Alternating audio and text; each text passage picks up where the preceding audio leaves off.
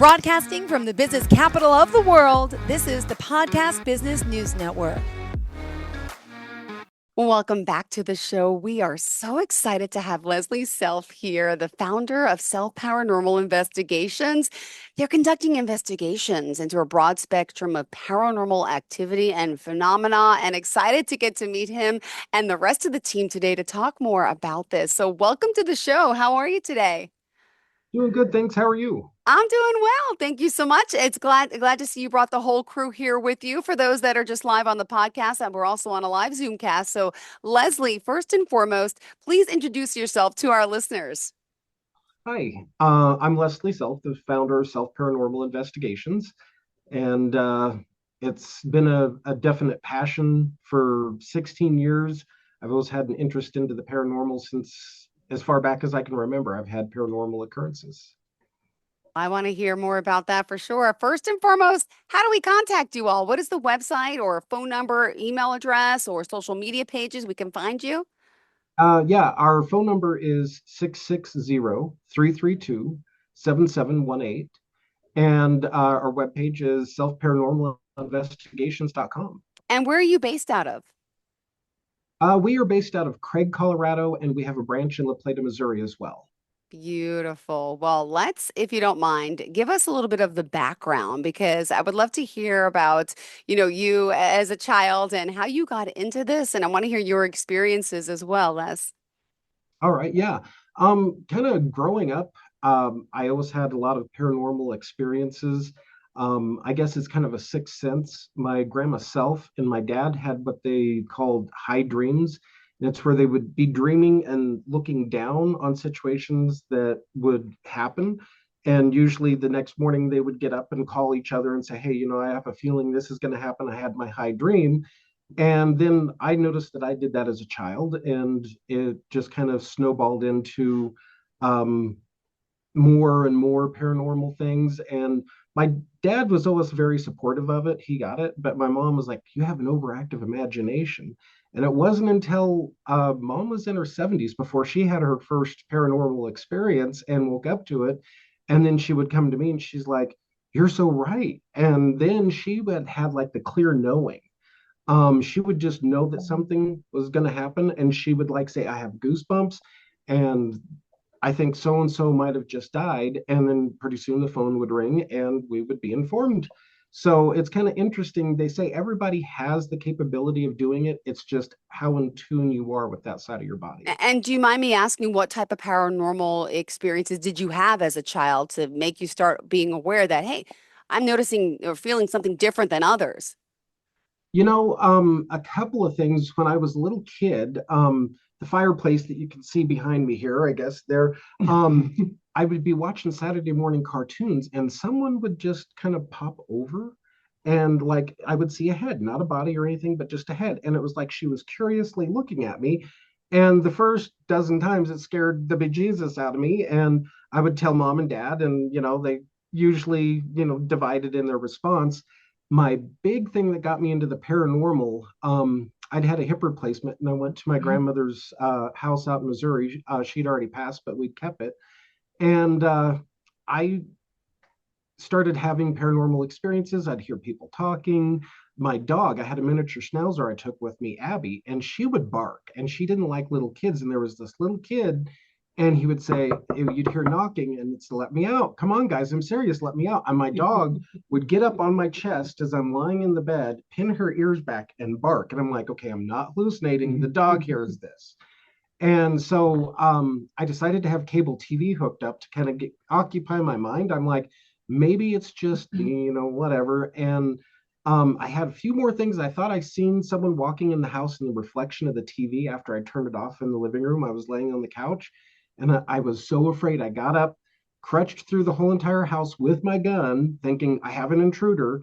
The doors were locked from the inside, little hooks were on, and there was no one in the house. And so when cable TV got hooked up, it was weird. The TV was automatically went to the Sci-Fi Channel where Ghost Hunters was playing with Jason and Grant. And this lady was extremely upset with the happenings in her house, and she started to cry. And Grant said, "Wait, stop." forget everything Hollywood has taught you. It could be a loved one that is visiting you. It could be a previous homeowner just checking in to see how you're taking care of the place. And the way he calmed her down, I thought, oh my gosh, I want to do what they do.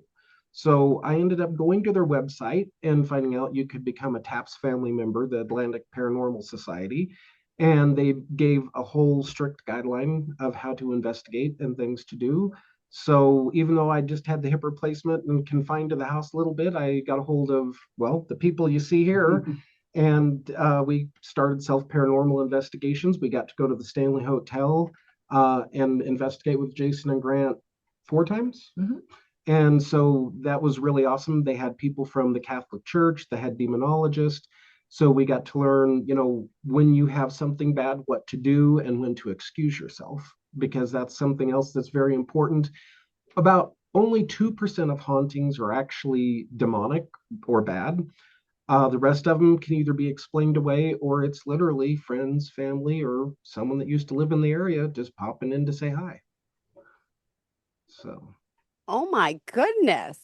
This is fascinating. And wow. And you also mentioned now your family descended from a long line of gypsies, right? So is this, um, this is so they all believed in the powers and ghosts in a sense. So, and actually, that's Chris. He's sitting over here to my left. His wife ah, is, ah. Now, well, yeah, let's, you can kind of refer to that better. oh my God. Well, let's introduce everyone. Do you mind? Go ahead. Go Sure. ahead. I don't know who So wants to start first. I'll start with Or am Chris. I just introducing myself and tell my story, or just? Well, let's Hi, start sure. with I've been part of the group for about 11 years now. Met Les at Kmart, and yeah, I've got experiences in my past too that started my journey. Wow. Would you mind sharing one or two with us? Yeah. So when I was younger, I was 7 or 8. I had bouts of sleep paralysis. It was pretty intense. Most of the time, it was dark, black, couldn't see nothing.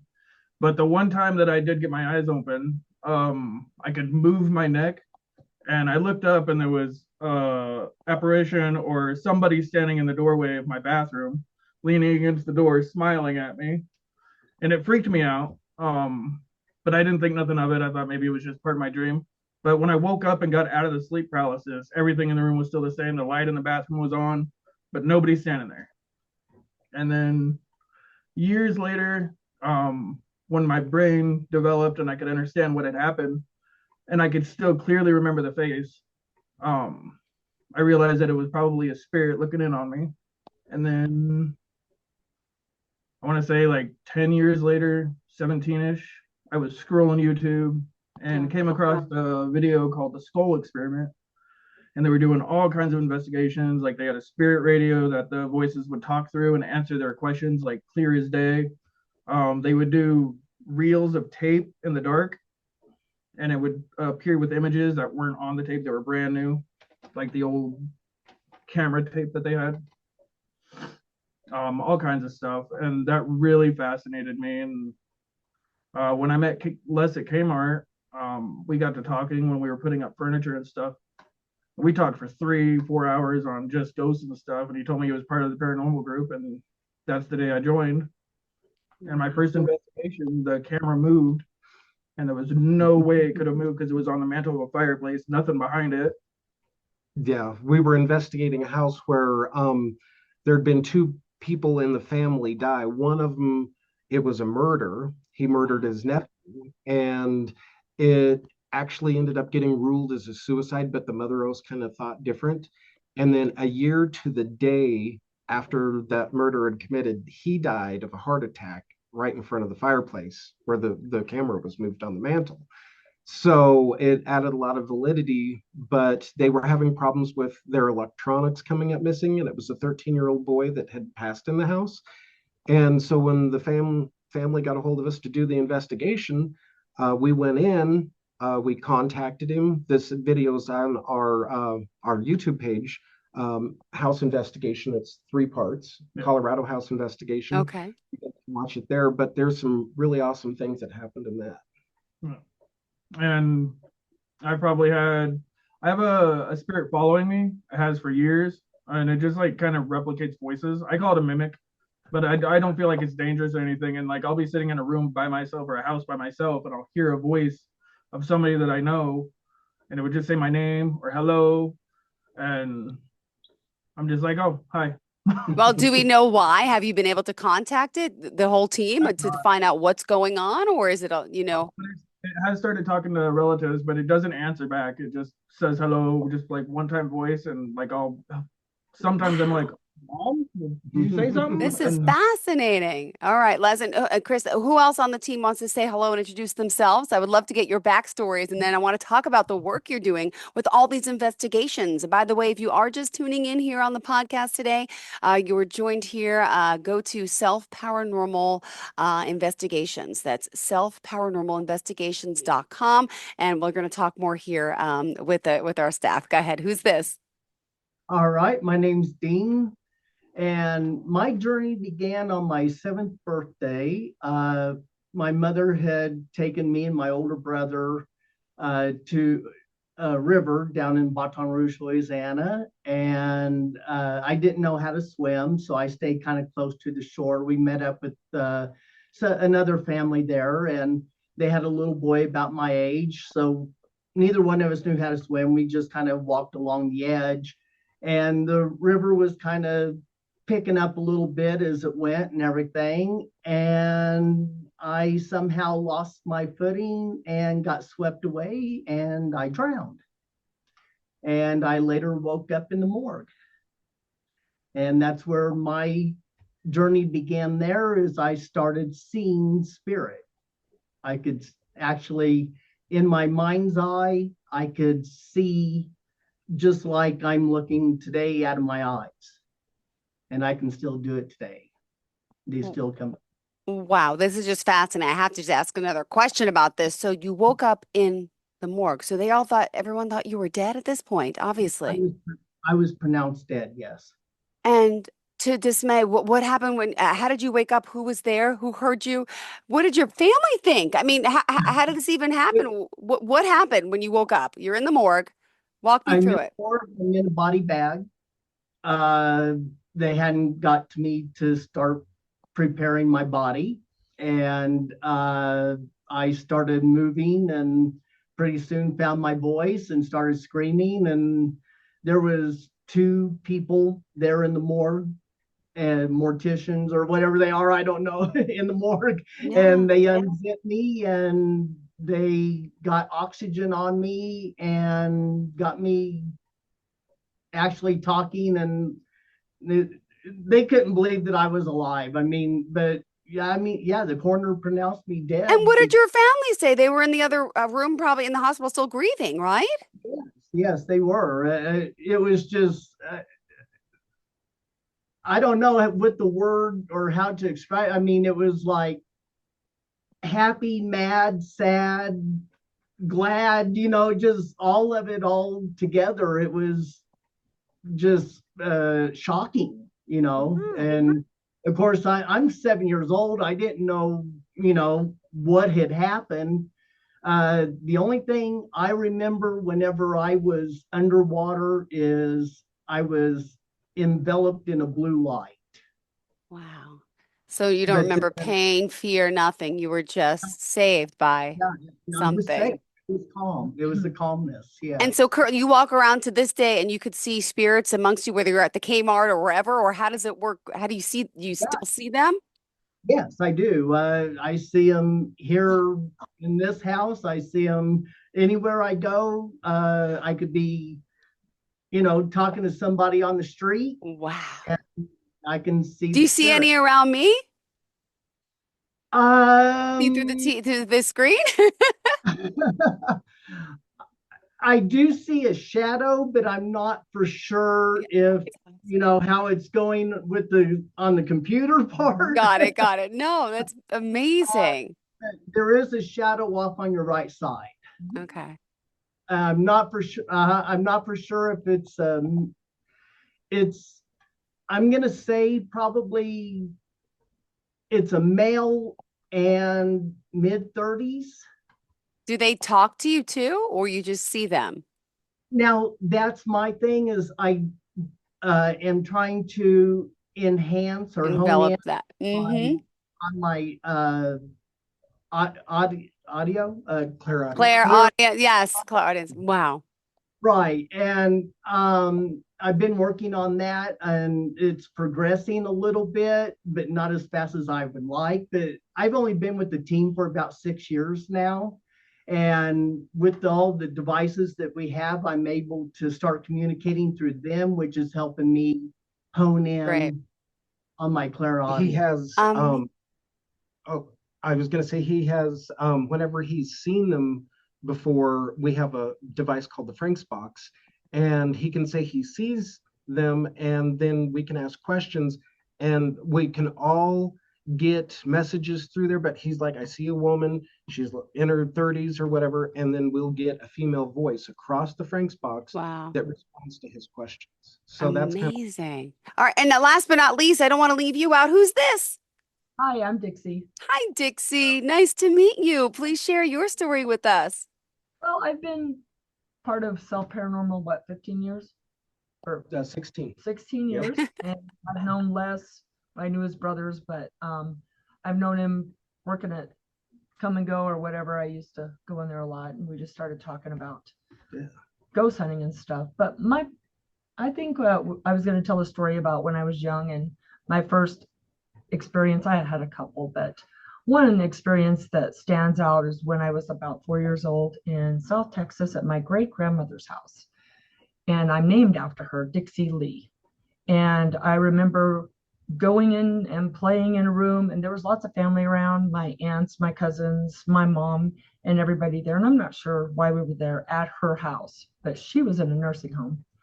And I saw a lady in the corner come to me, long dark hair, white gown, and very nice, and just come to me and said, Grandma, Dixie just died or passed away, I think is the word she used. And I remember going, oh, okay, and going and telling my mom, what does passed away mean? And my mom's like, what are you talking about? I'm like, this lady in here just told me that Grandma Dixie just passed away. And of course, they're freaking out. And my aunt is like questioning me. My mom says, I don't know what I'm talking about. And then they called the nursing home and she had just passed away. So, of course, they can't figure out how Goosebumps. or whatever. Of course, there was no other lady in the house. There was no way to get in and out this room. And I was only about 4 years old. But that's my first, of course, they make you doubt yourself and you don't know what you're talking about and everything. And of course, I pushed all that down until I met Les. And then, of course, I've had other experiences that kind of make you think about things and what's happening. And I'm sensitive to certain things, but yeah. Beautiful. Well, thank you all for being here, for joining us. And I want everyone to reach out. So please go to the website, selfparanormalinvestigations.com. Now, are you working nationwide, worldwide, or is it in person only in Colorado, Missouri? Tell us how it works. And of course, what are some of the things people come to you for? Yeah, we go through to all of the 49 states. We do have a little bit of a waiting list since we have to have our day jobs. So that kind of Yes. makes, but we will go, usually we try to do the east half, from Mississippi east after the 1st of June and go through the 1st of August. Kind of investigating out there that way because I work for the school district and Dixie does as well, so that kind of gives us area to travel. Dean is retired, so that kind of works out for him. Mm-hmm. And Cass and Donna and Patty and everybody, they're a little bit more mobile in the summer, being able to take vacations. So but yeah, people can go online and fill out a request for an investigation, or they can call us and then we contact them and kind of listen to what they have going on. We do try to go by urgency basis. So if somebody's having something, really frightening going on in their home, we want to help them as fast as we can. So sometimes we might have to bump someone's investigation. Yeah. Not that that person isn't important, but we have somebody that has a kid that's getting extremely traumatized, that takes precedent. The children definitely take precedent for us. We've been called for things that go bump in the night to things being taken. And that one investigation I was saying, after we had investigated and got that child's name that had passed away in the house, over the next week, they got back an iPod, Mm-hmm. a cell phone, and even a pack of cigarettes. They just all surfaced. It Wow. was taking things to get their attention. So, and then, if someone says they have something demonic, we have a screening for that. And if we find that it probably is demonic, we put them in touch with someone that can better help them. We can help with things, but when it gets demonic, we're not suited for that. So, but we don't give up. We help them find what they need to get relief. Well, this is fascinating. Really, that you're helping so many. And also, what's the YouTube channel we can watch? Self Paranormal Investigations on YouTube. We have TikTok as well for just little things. If you're on your lunchtime and or a break and you need to watch a cool paranormal video, you can check those the short videos out. YouTube and Facebook. Facebook is the same thing. Self Paranormal Investigations. It has our big investigations like the Stanley Hotel, Waverly Hills, the Myrtles Plantation, Ooh. some of the big places we've investigated. Home visits we only put on if the homeowner is okay with it. Of course, they sign a release, so you get to see some of our home investigations as well. Wow. Wow. This is fascinating. I'm on the website looking and I'm looking at all your services. And what is the diedinhouse.com? What is that? Okay, so and a lot of times when people think that their house is haunted, sometimes their imagination runs away from them, and then you have that neighbor that says, "Oh, did you know the lady that lived in the house before you? She died in the basement." And they Mm. get really upset, and then they call us and they're like, someone died in my house. It's got to be haunted. Ah, So we do everything kind of fact based. We're like, if you yeah. go to com, then you can simply type in the address of the Wow. home and it'll tell all of the people that have owned the house if they Yeah. died in the house or if they died after leaving the house. So Wow. died in house is an awesome tool for us because a lot of times we can say, okay, they didn't pass away at the house, but they're Yeah. not here still. But then it kind of gives us names to go by because let's say two owners back died in the house and then Mm-hmm. move forward and then these people move in, we can say, is this Charlie or is this Amy? And, we kind Mm-hmm. of get a dialogue. And a lot of times it's not anyone that's died in the house, it's object attachment. And Does that's that something. mean like my mother passed away in my home of cancer? I was with her. Does that mean my house is haunted or spirits here? Or do some people pass and or only bad situations they stay in the house? Just curious. My dad passed away in this home here, and they go anywhere. Matter of fact, one time we were at Dixie's, we were trying out a new tools, SDC1, and Dixie asked if when you pass away, are you trapped where you die, or can you go anywhere? And this really awesome voice, I need to get this uploaded to YouTube, but this Sure. really awesome voice goes to the moon and Mars. So they're not just trapped there; they can go anywhere they like. Amazing. And have you been able to contact your deceased ones as well? Actually, yes. I have a video on YouTube. Um, the day I joined TAPS is the day that my dad died, and Dixie had to go up by herself to train with Jason and Grant and Amy Bruni, and they were investigating. My dad come through, and then 6 years later, we're up there training again, Wow. and my dad comes through and he says, "Hugh, self, we're all right." And I started, Wow. we had to hand Dixie the camera because that was a bittersweet message, Oh my gosh. And I want to hear more, but unfortunately, we're out of time. We're over time. So sorry, but it's so exciting to meet you all. I love what you do. I want to hear more stories. And if we're back again next time, I'd love to see some of the video. Maybe we could share the screen and see some of the seeing is believing. This is fascinating. For those of you on the podcast, get on the Zoomcast. Tell us again how we can contact you all, please. Phone number is 660-332-7718. For the web page, TikTok, Facebook, YouTube is Self Paranormal Investigations or Self Paranormal Got it. Investigations. All right. We back again next week then? Yes, we're back into the next 2 weeks. Awesome. Looking forward to it. Would love to see more. Oh my gosh. Thank you so much, guys. Pleasure meeting you and thank you for sharing your stories. I'm such a believer in all this. My kids are 7 and 9. We just finished watching Resident Alien. Have you seen that? I don't know if you're watching that series on Netflix now, but we are fascinated. And by the way, my uncle, I gotta tell you that my uncle, quick, his name's Robert Nicolini. There's a new series coming out on Netflix, and he's part of it. He wasn't supposed to be; it was private. But there was that big alien abduction in New York City back in the 70s or 80s, and says he was taken up in the spaceship. We'll talk about that. I'm so excited. I love this stuff. Thank you so much, everyone. Bye bye. Bye. Thanks. Broadcasting from the business capital of the world. Are you looking for even more of the podcasts and hosts that you love? The Podcast Business News Network is proud to announce that you now have even more ways to listen live. Check out the MyTuner Radio, online radio box, and Simple Radio apps on iOS and Android, or find us online. Search for Business News Network on mytuner-radio.com, or search Podcast Business News Network on streama.com and onlineradiobox.com/US. Take your podcast on the go and don't miss a minute of the action.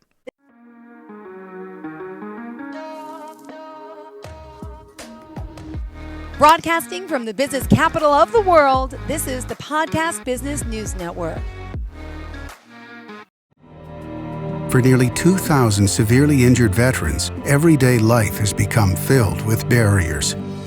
Day-to-day simple tasks can become pretty daunting. I have to carry my chair up 2 flights of steps or have somebody do it for me. What scares me the most is just the falling. When I'm struggling with my house, I think, to have that one great barrier just knocked down, it's crucial. Home for Our Troops is a wonderful nonprofit that builds a mortgage-free, fully adaptive, handicap-accessible house. And there's no catch. It'll be our very first home that we've ever owned. This is a game changer. This is where your life begins again. We need you to join us in completing this important mission. Please visit hfotusa.org and help build homes and rebuild lives. Because of you, everything's going to be okay.